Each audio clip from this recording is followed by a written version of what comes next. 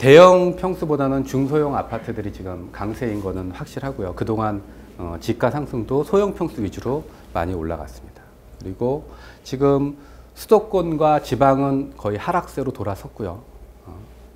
분양 시장도 위축이 되고 있고 재건축 시장도 지금 많이 둔화된 상황입니다. 현재 상황. 내년도 마찬가지일 것 같아요.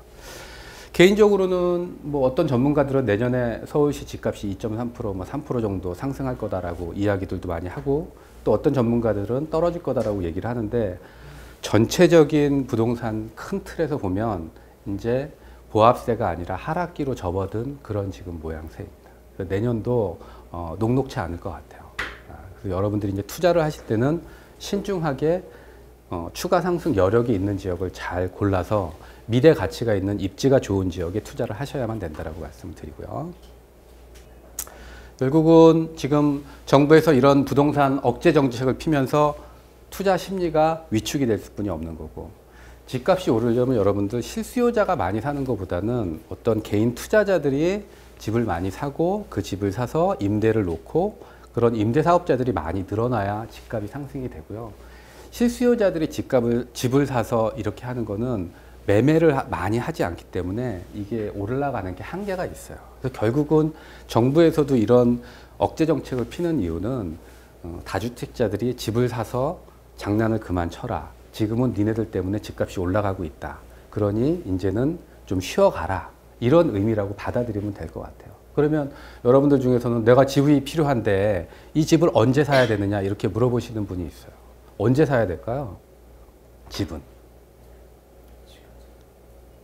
내가 필요할 때 사면 되는 거야, 집은. 저는 개인적으로 그렇게 생각을 해요. 내가 결혼을 해. 내년에 결혼을 해야 돼. 그럼 집이 필요하잖아요. 돈이 없으면 전세를 살겠지만 내가 여유가 있으면 집을 사는 게 맞죠. 집을 사는 게 맞죠. 집값이 지금 사는데 이제 떨어질 것 같다, 하락기다라고 그러는데 집을 샀다가 괜히 집값이 떨어지면 어떻게 할까? 이런 생각들 또 하시는 분들도 있을 거예요. 근데 여러분들이 그렇게 좋은 지역에 집을 살 수 있을까? 저는 그렇게 생각 안 해요. 결국은 여러분들이 집을 살 때는 직장이 가깝다거나 뭐 어떤 애들을 뭐 키우기 위해서 내가 지금 살고 있는 지역들 뭐 이런 쪽 위주로 가게 돼 있어요. 그럼 결국은 투자를 하기 위한 어떤 집을 사는 게 아니라 내가 실거주의 목적으로 사는 거잖아요. 그래서 집값이 올라가면 좋은 거고. 근데 우리는 그렇게 생각을 안 하잖아. 집을 사면 꼭 집값이 올라야 되고 내가 집을 사놓으면 이게 떨어지면 안 된다라고 생각을 하니까 자꾸 투자가 아니라 이게 투기의 성격으로 가기 때문에 문제가 되는 거예요. 그래서 집을 여러분들이 거주하기 편하고 어떤 회사 생활하기에, 직장 생활하기에, 사회 생활하기에 편한 지역에 있으면 되는 거라고 저는 생각을 해요. 그리고 여유가 있다면 그런 집의 주거에 들어가는 비용을 좀 줄여서 월세를 받을 수 있는 수익형 부동산에 투자를 하셔서 꾸준한 월세 수익을 받는 게 저는 더 좋다라고 생각을 하는 거죠. 그래서 전국적으로는 또 조정기 또는 하락기, 조정기도 조금 지나간 것 같아요. 제가 봤을 때 거의 하락기로 지금 접어들었다고 보시면 될 것 같아요. 그래서 지금 물가도 오르고 금리도 오르고 달러도 강세를 보이고 있고 이런 것들이 다 저희 우리나라 부동산 시장에 다 악재로 지금 미치고 있죠. 그래서 가격 조정은 좀 불가피할 것 같아요. 어느 정도는. 일본 같은 경우가 잃어버린 20년, 30년 뭐 이래서 부동산 가격이 완전히 침체가 됐었잖아요. 폭락도 하고. 하지만 역세권 위주의 이런 지역들은 꾸준히 연간 2%, 3%씩 지가 상승을 했어요. 그래서 아무리 안 좋은 장이 안 좋은 장이어도 지가가 오르는 지역은 따로 있다라는 거죠. 근데 이제 우리가 그런 지역을 투자하기 위해서는 어떤 종잣돈이 조금 많이 들어가니까 이제 그거를 못 사고 그냥 돈에 맞춰서 저쪽 좀 지하철역에서 멀거나 아니면 뭐 마을버스를 타고 가는 지역 이제 이런 데다가 투자를 하니까 우리가 이제 선택한 지역들이 가격이 오르지 않고 뭐 떨어질 때는 더 많이 떨어지고 오를 때는 쬐끔 오르고 이제 이런 착오들을 계속 겪고 있는 거죠. 그래서 부동산 공부라는 게 조금만 하면 그렇게 어렵지 않아요. 근데 그 조금이라는 것이 여러분들이 도전을 해보지 않았으니까 이게 이제 흐름을 자체를 이해를 못하는 거지. 흐름을 파악을 못하니까 좋은 물건이 나와도 투자를 하지 못하고 해야 되나 말아야 되나 계속 망설이다가 그 기회를 놓치고. 그래서 제가 책에도 항상 계속 말씀을 드렸지만 현장에 답이 있어요, 여러분들. 돈을 벌기 위해서는 무조건 현장에 가서 임장 활동을 많이 해보고 많이 보고 도시가 변해가는 것들을 느껴야만 돈을 벌 수가 있어요. 대출금리 또 기준이 강화되면서 매매 심리가 불안해지고 또 대출 한도도 줄어드니까 내가 들어가야 될 돈이 많아지고 이러다 보니까 이제 악순환이 되는 거죠. 투자하기가 쉽지가 않은 시절이 됩니다.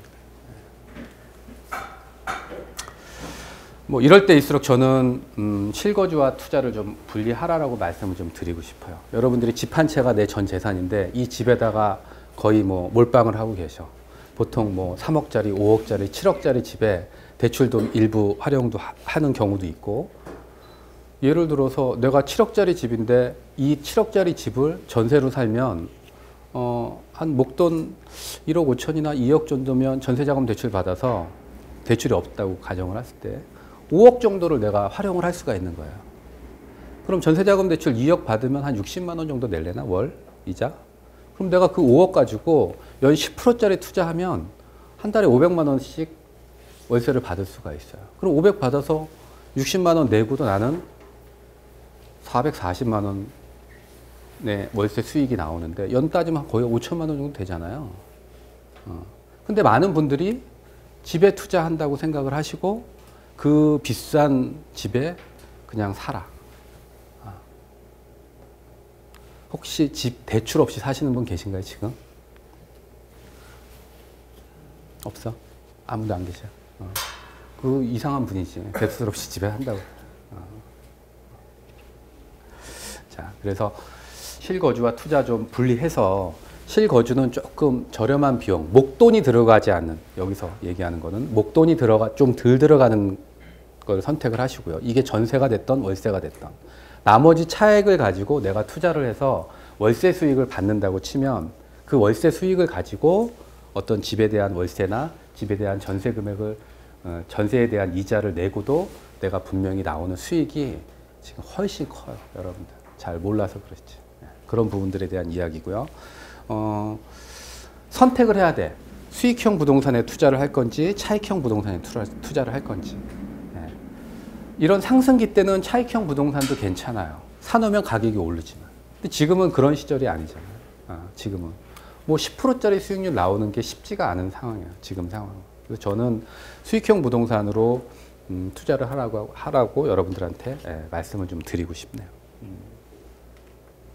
자, 그래서 이 투자하는 지역은 이런 부동산 정책적으로 나라에서 개발 계획을 가지고 있는 그런 지역들. 두 번째, 그런 지역일수록 일자리가 많아. 일자리가 많다는 건 결국 사람이 모인다는 지역이에요. 그래서 여러분들이 부동산 투자를 하실 때는 정책을 먼저 확인하시고, 그리고 일자리가 얼마만큼 있는지, 그리고 사람이 얼마만큼 모일 수 있는 이런 것들이 있는지를 좀 확인하시고 투자가 들어가셔야 됩니다. 말씀드립니다.